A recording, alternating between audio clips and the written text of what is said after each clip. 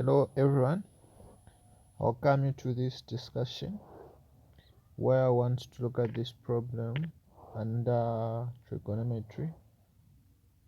This is a problem under trigonometric equations where we're supposed to solve this equation, which is cos 2x minus 3 sin x plus 1 equals to 0.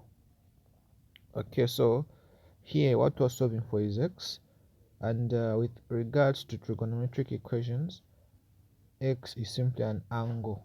Okay, so let's give all the values of x, or all the angles that will simply satisfy this equation when substituted wherever there is x. Okay, so let's start. Now, breaking this down, we can identify this part to be a double angle identity for cos, and as we know, we have quite a few identities for cos 2x. So in this case, the one I'm going to use is this one, which is cos 2x being equal to 1 minus 2 sine squared x. So this one is the one I'm going to substitute here. Hence we obtain 1 minus 2 sine squared x minus 3 sine x plus 1. So this is for this part, and this part is this one we have here, not forgetting that this one is simply equals to 0. Now you can see that 1 and this one are like terms, and they are both on the left hand side, both having positive signs, so we'll group them together, and upon evaluating they'll give us 2 when we add them. So it's the same as just writing this to be like this, then minus 3 sine x, then adding 1 and 1 we get 2. This is equals to 0. So looking at this, we can say that we have sine x, here it is squared, and this is simply a quadratic. So we can look at the product. The product is multiplying the negative 2 with this positive 2 here, the negative 4. Then the sum, here we are factorizing, the sum is negative 3. Then we find the factors such that when we multiply those same values, we get negative 4. When we add them, we get negative 3. And these are negative 4 and positive 1. So what we now do is we'll write this one, negative 2, negative 2 sine squared x. Then we'll add these two together, but multiplying them with sine, so that we get negative 3 sine x. So this is minus 4 sine x plus sine x.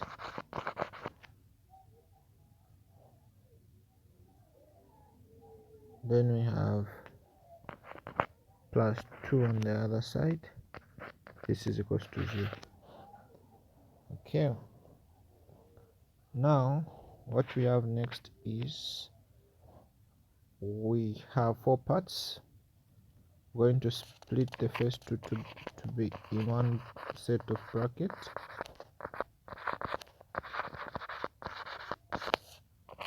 and also do the same to the last part as well,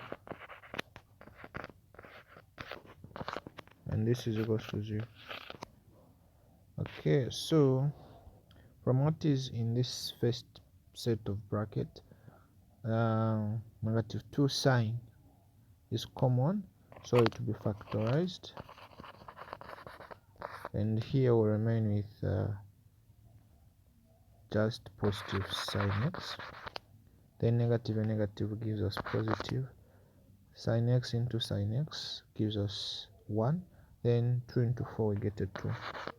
Then plus, in this one we have the one which is common, then the values that are inside are maintained. This is equals to 0.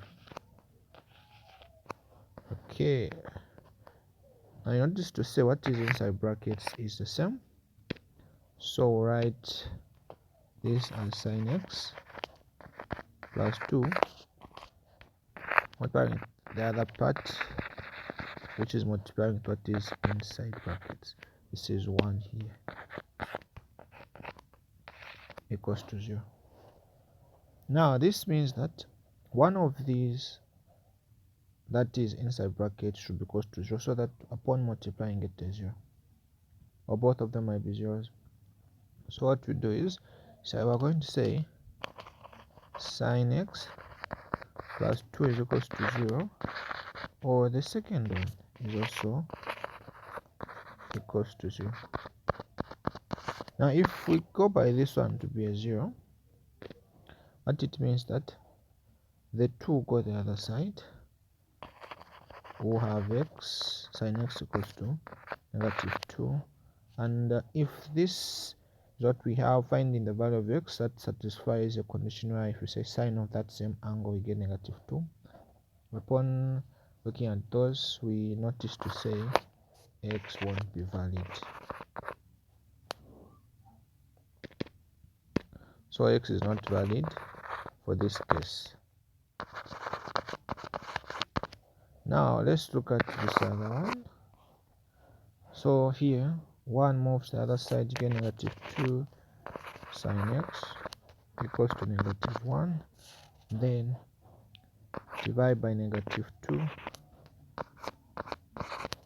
then you now have sin x to be equals to half, as the negatives will cancel. Now let's look at the value of x such that if we say sine of that same angle, we get half, a positive half in particular. So let's look at when do we get sine to be positive, considering the 4 quadrants, the 4 parts, and that is in the first and in the second. So we're going to find the value in the first quadrant, then that will be used as a reference angle for the second quadrant. Okay, so that one is simply x equals to 30 degrees. That is in the first quadrant.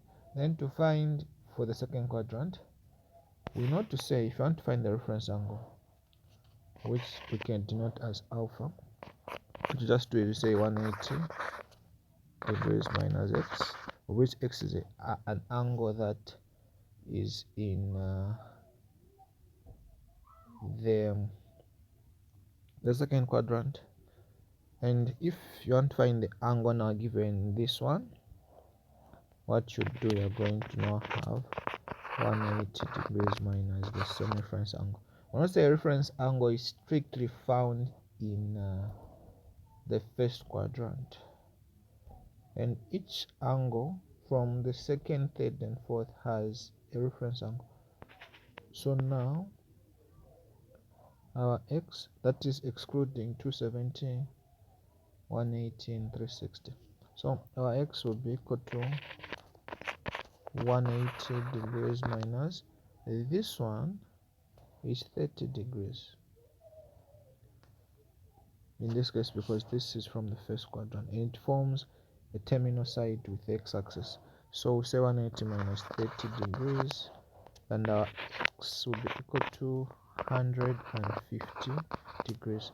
So this therefore means that the x values that satisfy our given equation are 30 degrees and also 150 degrees. So that is what we have, and thank you very much for watching this video.